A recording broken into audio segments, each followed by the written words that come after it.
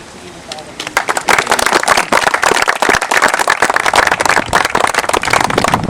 Thank you, Arlene, and it is a pleasure to have you down. Next, we have our War of 1812 good old facilitator here now. I'm going to try to speak as loud as Seamus, but I'm not quite sure if that's humanly possible. I wanted to say how grateful I am for all of the work that Colchester has been doing and Essex has been doing. They've truly done a phenomenal job of becoming part of the War of 1812 community. And it's a community that I love to talk about because of their passion and enthusiasm. And I think that this Peace Garden is just a wonderful representation of 200 years of peace between our nations. And I think it also will help represent 200 plus more years of peace. So I want to keep it short and sweet, but thank you, Colchester, for being part of our community, and as a region, you've definitely made me history.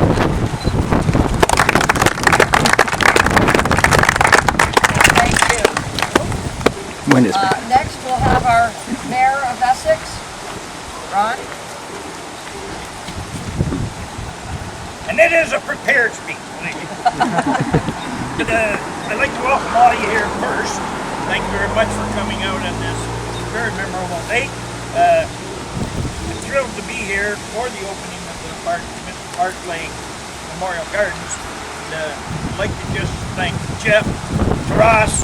We have the warden here, Tom Bain. We have a couple mayors, Mayor Nelson Santos, King Phil, Mayor Hurst.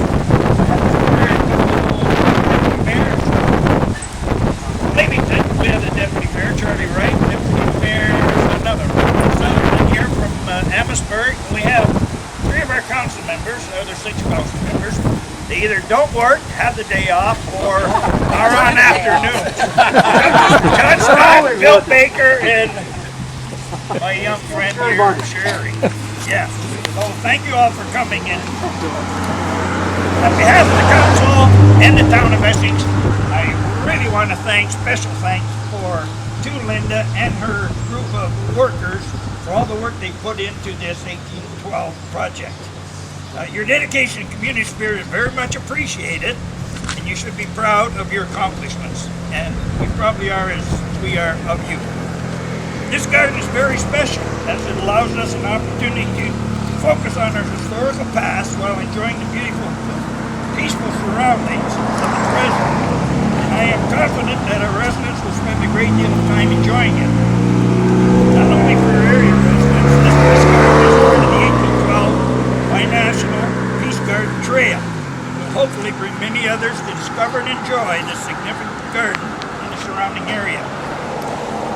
I also want to remind you that the 1812 Committee has planned an exceptional weekend of activities to commemorate the War of 1812, all taking place here at Colchester Harbor. Got it all from the arrival of the tall ship this afternoon at around 2. The haunted historical walk and cycle tour today to a full day of stories, music, children's activities, battle reenactments, celebrations taking place tomorrow. It's a great weekend to stay and celebrate here in beautiful Colchester. And at this time I would like to thank very much Arlene White, who came all the way from the Niagara-Hamilton area. And she is the director of Binational Peace Garden Trail. Thank you for showing up. And Kira Knapp, the regional facilitator for the War of 1812, for being with us also here today. So thank you all very much and have a wonderful day.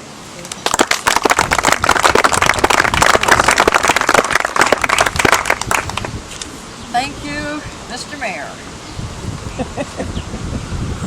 Okay, at this time, can't remember which. Oh, I've got you. Jeff, you're our MP for our area. Jeff Watson.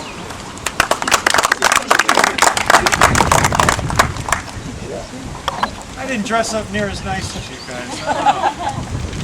Thank you so much. It's a great honor to be here and to join all of you, not just our dignitaries today, but residents from the surrounding community.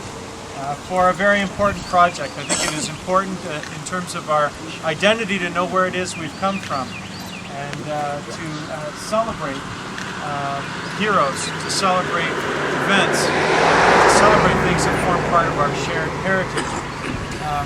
We've been at a number of celebrations very similar to this already as the communities in a Great War of 1812 region are commemorating the 200th anniversary of the War of 1812. In fact, we were, though Niagara sometimes gets a lot of attention, we were really the opening front of the war. We were, particularly in some of the direst days of the war, we saw a very important action in this region. We also went on the offensive from this region and took a few places like Detroit, fought battles down into Indiana and Ohio. So this is a critical region, and I think it's important. Our government recognizes that it's important to commemorate the War of 1812 through not only events, but through legacy projects. This is not a federal government project that we're participating in, however. It's your own unique initiative. Well, we can talk about that after. We're not launching it as a federal project. Let's say that. That's probably the accurate way to say it. But this is critical. The War of 1812 was the fight for Canada, or what would become Canada. A war that saw Aboriginal peoples fighting alongside local and volunteer militias and English and French-speaking regiments to repel the American invasion. It established our path toward an independent and free country, united under the Crown, but with respect for linguistic and ethnic diversity.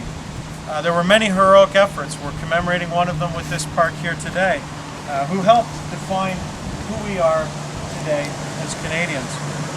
This war was instrumental in laying the foundations of our Canadian forces today as well. Many of our regiments trace their history back to the War of 1812.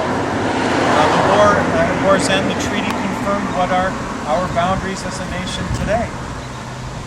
And since 1815, and this is one of the things that this park will commemorate, we now have the world's longest undefended border and an enduring example of nations that can coexist peacefully, side by side, with mutual respect and friendship.